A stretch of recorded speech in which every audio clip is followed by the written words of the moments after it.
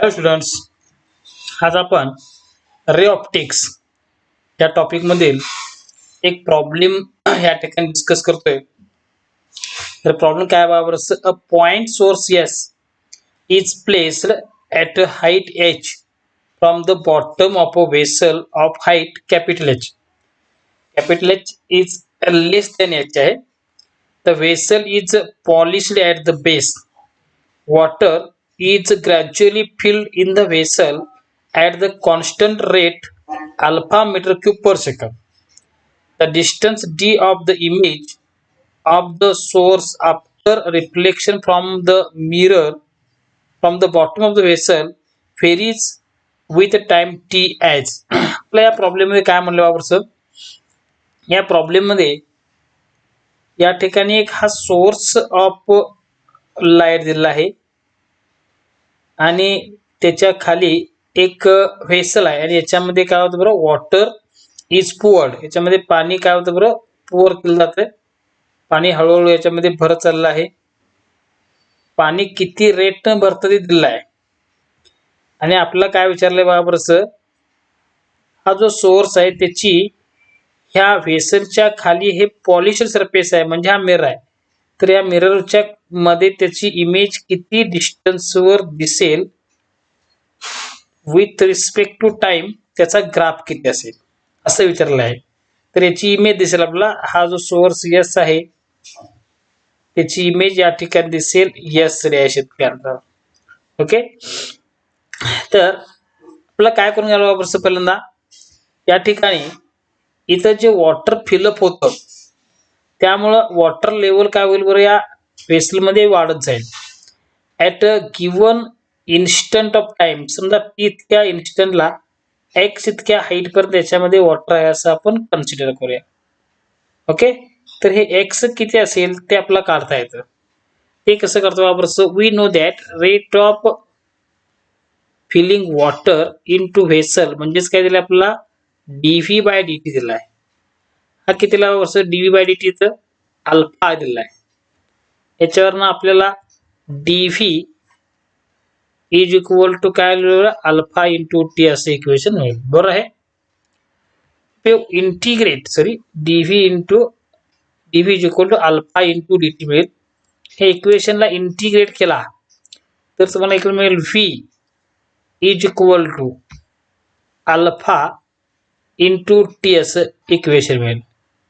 Wear v is the volume of the water inside this vessel. समजा या व्हेसलचं base area A असेल आणि आपल्याला माहिती आहे की याच्यामध्ये आपण किती वॉटर घेतलंय बरं, एक्स इतक्या लेवलला.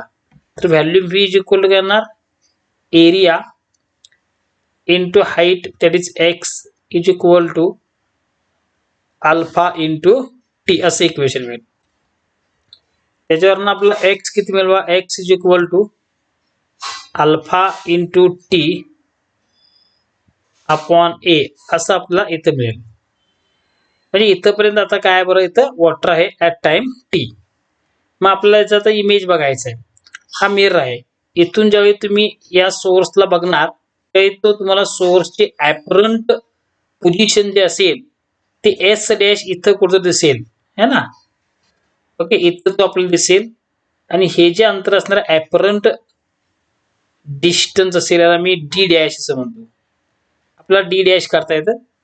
आणि त्याचबरोबर हे डिस्टन्स एक्स म्हणजे मिरर पासून हा जो सोर्स असेल हा किती डिस्टन्सवर असेल बरं, एक्स प्लस डी डॅश. आणि मग खाली पण तो तेवढ्याच अंतरावर काय दिसेल बरं, त्याची इमेज दिसेल. बरोबर आहे. तर तो असेल एक्स प्लस डी डॅश. याला आपण म्हणणार एवढ्या अंतरावर त्याची इमेज डी हे असेल. आपल्याला विचारलं डीचं ग्राफ कसं असेल विथ रिस्पेक्ट टू टाइम. त्यासाठी मी आता डीचं फॉर्म्युला तयार करतो. बघा पहिल्यांदा आपण काय करूया बरं, डी डॅश काढता येईल. ॲपरंट डेप्थ जी असणार आहे, ॲपरंट तिचं पोझिशन असणार आहे d dash is equal to काय असतं बरं, mu into real depth. The real depth म्हणजे रिअल हाईट. हा आहे एक्स. ह्या बेस पासून बघितला इथून हा सोर्स जो आहे हा टोटल जे डिस्टन्स आहे हे स्मॉल एच आपला प्रॉब्लेम मध्ये दिलेला आहे. त्यापैकी आपला हा एक्स वॉटरचा सरफेस पर्यंत हाईट राहील म्हणजे सरफेस पासून वर या सोर्स डिस्टन्स किती असेल बरं, h मायनस एक्स असेल. म्हणजेच ते आपला d dash is equal to काय येणार, h mu into bracket h minus x, that is the apparent depth मिळेल. Okay. Therefore distance of the source from the mirror पासून तो किती अंतर असेल, d is equal to x plus d dash. म्हणजेच ते मिरर मध्ये असणारा डिस्टन्स येईल, मिररच्या वर जितका तो सोर्स असेल तेवढाच तो जो इमेज खाली असणार आहे. म्हणजे हेच आपल्याला काढायचं आहे. That is d is equal to x plus d dash. What is the value of d dash, तर तो आहे mu into h minus x. आता या ठिकाणी काय करतो बघा, that is equal to x plus mu into h minus mu into x. या म्यूनं आत मल्टिप्लाय केलं, त्यानंतर काय व्हावं, दॅट इज इक्वल टू हे म्यू इंटू h घेतोय आणि प्लस x इथं येईल बघा ते 1 मायनस म्यू इंटू एक्स.